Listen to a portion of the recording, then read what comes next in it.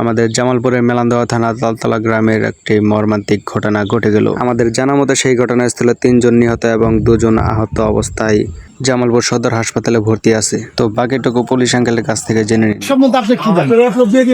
এই সম্বন্ধে এক্সিডেন্টটা হয়েছে 2:45 ঘটিকা তখন আমি থানায় অবস্থান করছিলাম। আমার সাথে সাথে আমরা ঘটনাস্থলে আসি। আচ্ছা ঠিক আছে, সিএনজি আর বটবডি মুখোমুখি সংঘর্ষ। ঘটনাস্থলে একজন মারা যায় আর 2 জন ক্রিটিক্যাল অবস্থায় জামালপুর সদর হাসপাতালে ভর্তি করা চিকিৎসা নেওয়া হয়। মানে এখন তাই সে আর কি অবস্থা আছে, আমাদের অফিসারদের সেখানে পাঠানো হয়েছে। তাদের নাম ঠিকানা এখন জানা যায়নি। নাম ঠিকানা জানা গেলে তারপরে ব্যবস্থা নেয় কি করা হবে, আইনগত ব্যবস্থা আমরা নিব। যে বটবডি মারছে সে ড্রাইভারকে কেউ ধরতে পারছে না, ড্রাইভার পলাতো, ড্রাইভার অ্যাক্সিডেন্ট করে পালিয়ে গেছে। আর সিএনজি ড্রাইভার সেও ইনজুড, মারাত্মক ইনজুড। টোটাল 3 জন মারা গেছে। মানে এখনো আমি জানি একজন মারা গেছে আর 2 জন ক্রিটিক্যাল অবস্থায় আছে। এটা আমি শুনছি এরকম। আমি ঘটনাস্থলে যাচ্ছি। আমার নাম এটি মাহমুদুল হক, অফিসার ইনচার্জ মেলান্দহ।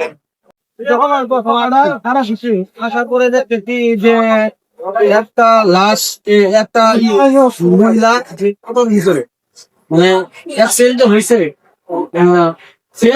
এবং হওয়ার পরে মোটর ভিতরে তারা তোলা হয়েছে। মানে তখন এখন মারা যায়নি তো কিছু, আরেকটা তোলা হয়েছে, আরেক মহিলা তোলা হয়েছে সিএনজির ভিতরে।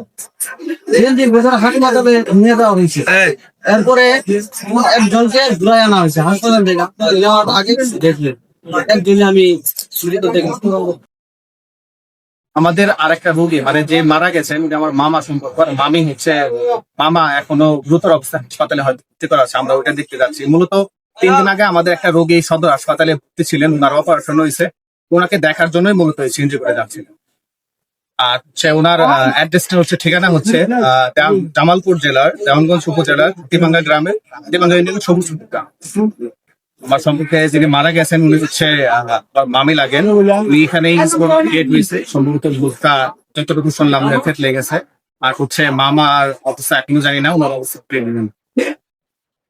এটা কি মানে এটা কিভাবে দেখছেন এই যে রুটে যে এই ধরনের অ্যাক্সিডেন্ট ঘটলো, ওতে ব্যাপারে গতিতে যে গুলো ঘটলো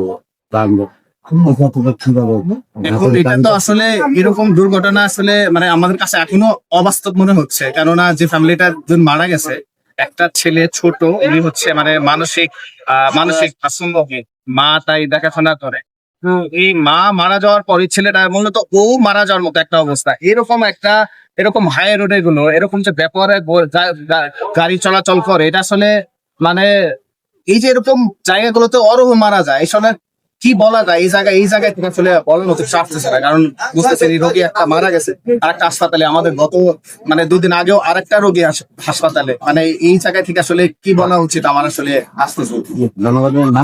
আমি সো এর আগে অনেকবার এখানে অ্যাক্সিডেন্ট হয়েছে। এখন আমাদের দাবি এই রুটে বিট দিয়ে দেওয়া হোক। তো আমাদের এখানে আর করার কিছুই নেই। এই রুটে বিট দিলে অ্যাক্সিডেন্টের হারের সংখ্যা অনেকটাই কমে আসবে। তো আপনারা আমার মতো একমত থাকলে কমেন্টে বলে যান।